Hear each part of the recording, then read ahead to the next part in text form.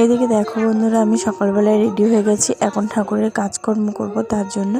আর সকালবেলা একটা সাদা শাড়ি পরেছি আর তার সাথে একটা সুন্দর ব্লাউজ। তো ব্লাউজটা কেমন লাগছে তোমরা অবশ্যই কিন্তু আমাকে কমেন্ট করে জানিও। আর আমাকে কেমন লাগছে সাদা শাড়ি পরে সেটাও তোমরা আমাকে জানিও।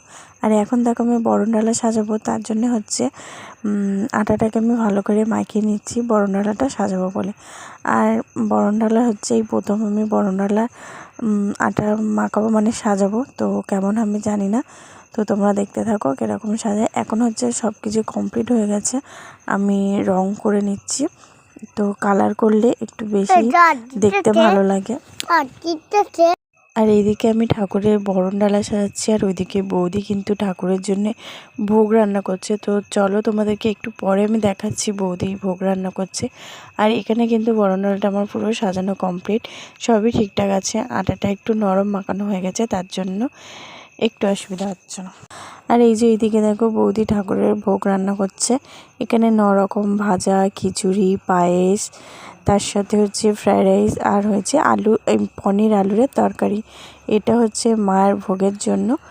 তো এই যে ভাজাগুলো হচ্ছে, তো তাই এখানে হচ্ছে আমার একটা দিদি গুছিয়ে দিচ্ছে, কেটে কুটে দিচ্ছে, আর বৌদি এদিকে রান্নাবান্না করছে।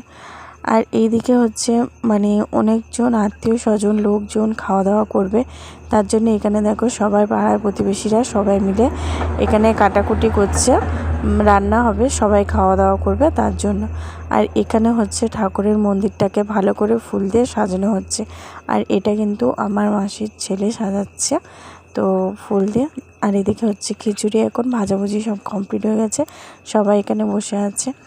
আর এইদিকে হচ্ছে আমার দাদা আর একটা দাদা, দুজন মিলে হচ্ছে রান্নাবান্না করছে, সবাই আসবে খাবে তার জন্য।